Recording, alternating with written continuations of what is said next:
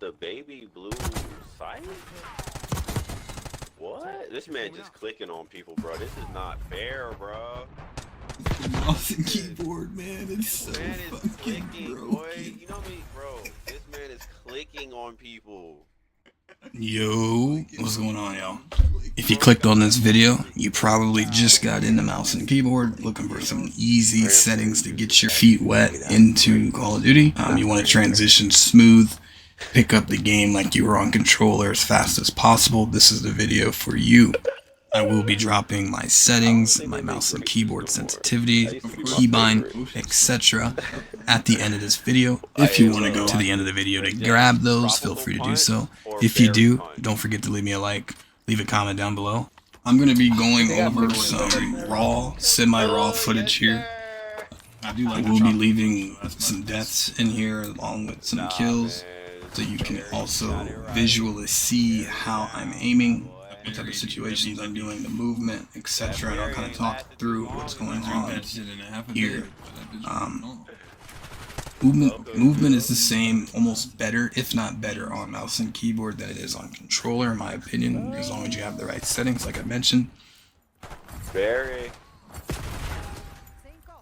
Soda or grape soda? I'm taking the grape soda. Sensitivity is key. Making sure you have good mouse sensitivity is essential for having great gameplay. Alright, here it goes. I'm not the greatest mouse and keyboard player. I just started on mouse and keyboard, and I feel like my transition is going pretty well. It's not the greatest. I wouldn't even say I'm close to how good I am on controller, but for the most part, I can get some decent amount of kills. I can go positive in most game modes. In this game mode, I'm playing hardcore, doing some camo grinding, get some easy headshots. I find it's very useful for aim training on mouse and keyboard, because usually the first person that hit the shot wins. So if you die a lot, that means you need to dial it in a little bit. Make sure you hit your shots, get a little snappy. You get snappy. It's a good warm up before you get into the regular core game modes. Playing hardcore, you need to be positioned a specific way, kind of sit in angles. Like I said, I'm using this for camo grinding and a little bit of aim training before I spark the day. Nuketown 24/7. So I'm kind of ADSing a lot, getting muscle memory as far as aim sensitivity, and movement sensitivity. As you can see, I snap right there. That's what's going to happen as you start to warm up and lock in with the correct settings. Analog, it automatically runs for me, because I don't got time to be clicking stuff. That's smart. I click it on accident. Now, Now, with the Omni movement, I've noticed that with the scroll bar, in certain situations you can dive with the scroll bar if you're sprinting. I like to flick it down, the scroll bar, in certain situations to activate my dive.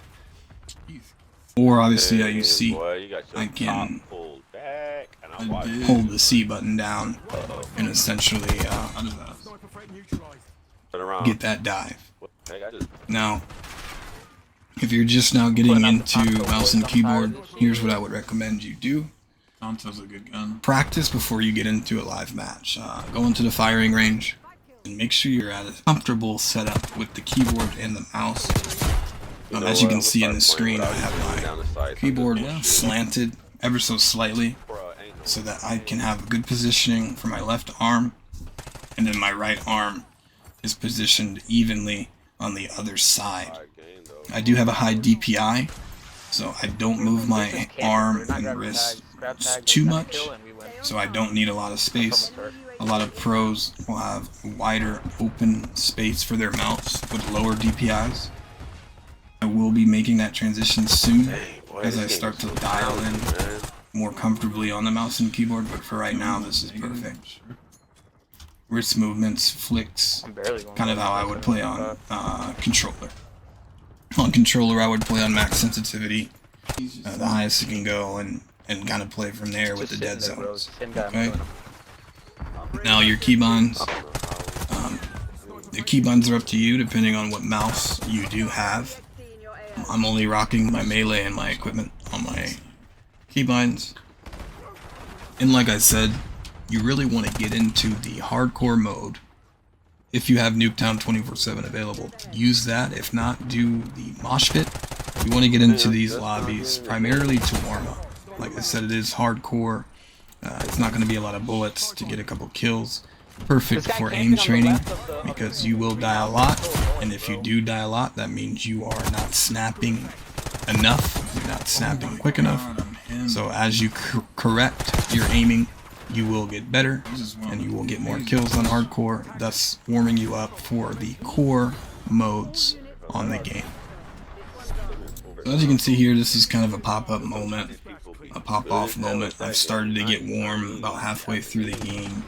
Starting to get a little bit more, taking risks, I should say. I'm taking a little bit more risk. I'm trying to get a little bit more aggressive to see if my aim has actually dialed in to where I want it to be. These warm-up games are essential because then you can start to experiment with what's going on. You can start to experiment on your gameplay and see what you can do and what you can't do and how you can do it in the future. I'm clicking on them, bro. So, I'm clicking. Settings are going to be dropping here at the end of this.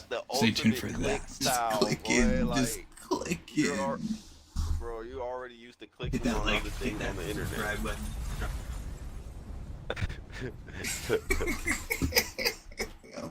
What's going on, y'all? I appreciate you guys making it to the end of this video. I'm going to dive into the keyboard or mouse settings that I'm currently using. I'll dive into the DPI settings on the current mouse that I'm using as well. So what I'm going to go ahead and do is I'm going to jump into a multiplayer. I'm going to go into the firing range real quick and kind of give you a demonstration. I'll start with the DPI. I personally run a very fast DPI. As you can see, I don't have a lot of desk space. Minor movements is essential for me. I have multiple modes on my mouse. It may be different depending on what kind of mouse you do have. Right now, this is the lowest DPI setting on my mouse.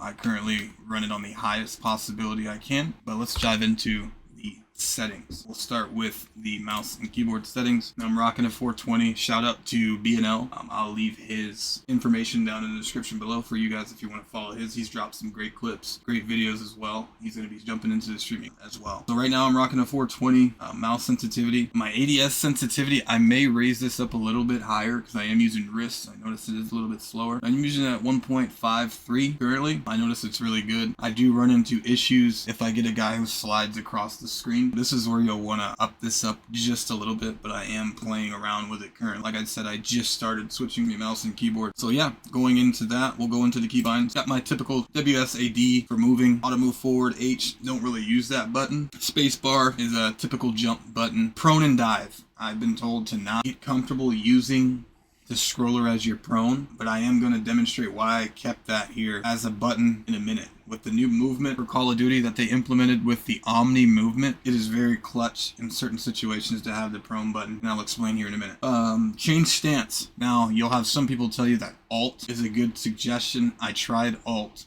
when I first got on the mouse and keyboard. I didn't have an issue with it.